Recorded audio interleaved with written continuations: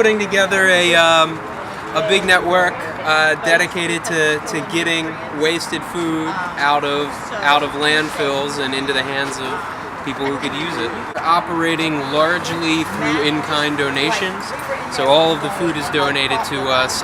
This is a volunteer-driven effort, so just about everybody involved is a volunteer. Baltimore Free Farm is a institution. It's one of the best blessings that ever happened to me being a part of the Free Farm. The reason why, because of my love of feeding people, so I fit right in with them. Food Not Bombs, who prepare food Saturdays, Sundays, and Mondays, go out and feed the people in the community, hungry and homeless people, for free. I mean, they cook, they come, the volunteers come like 10:30 every Saturday and Sunday, Monday. They cook, and around 1:30, 2 o'clock, they go out and they feed the community. That's a blessing, and people look forward. It's so satisfying because those people will come to you and say, like, this is the best meal, the first decent meal I've had all week or all month. Or, what a blessing. And it's like, oh, I love to help and heal the Food people. Not Bomb, yeah, they really are a institution within themselves. So they use the Baltimore Free Farm kitchen. I use it, of course, for a Taste of International, my catering service.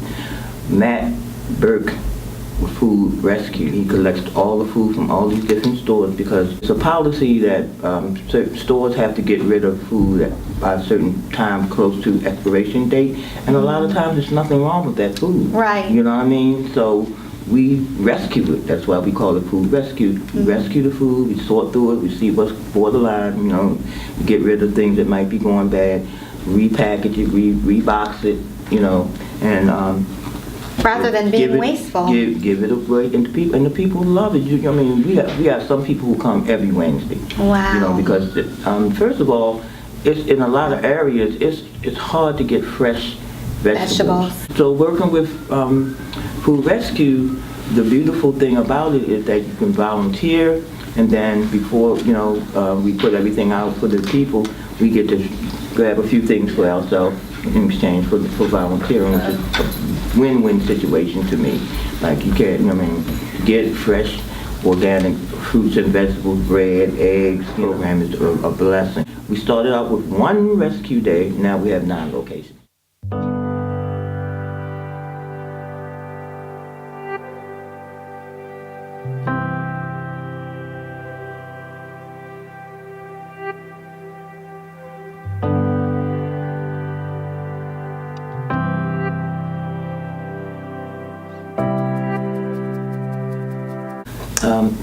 I was taught from the age of 4 years old how to cook from my mom, Mama G, Carolyn Howard Graham.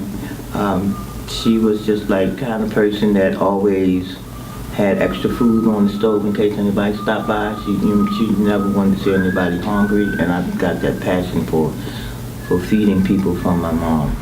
And what you're doing is such a good deed, and it's from the heart. Who can volunteer? Anybody.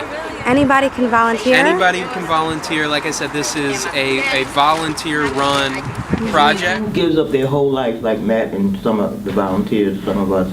We live to help Matt keep that going because it helps us and it helps so many. And he spread it out in different parts of the city. So no matter where you live, you can find a food rescue location. There's opportunities on every level to volunteer wherever anybody would like to be involved. I love feeding people. I like when people are eating, their bellies full, and they're looking at me with eyes of love. Yes. It's a blessing. I was in a restaurant and overheard him talking to another gentleman. I've always been into food that's wasted. So I worked in the hospital or in the food department, and everything that wasn't used, even brand new pans of lasagna, would be dumped. Wow. Brand new. It makes me crazy. It was homemade.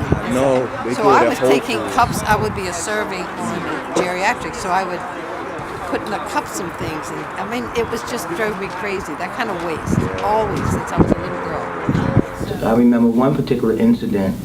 I was walking up Charles Street Yeah. And this car skidded over and kind of startled me. And I was like, and the guy jumped out the car, put $60, three $20 bills in my hands, jumped back in his car and said, "You probably don't remember me, but you fed me and all my friends at the 8x10 when we were broke." I became known as the food queen of Baltimore because I'll go feed people.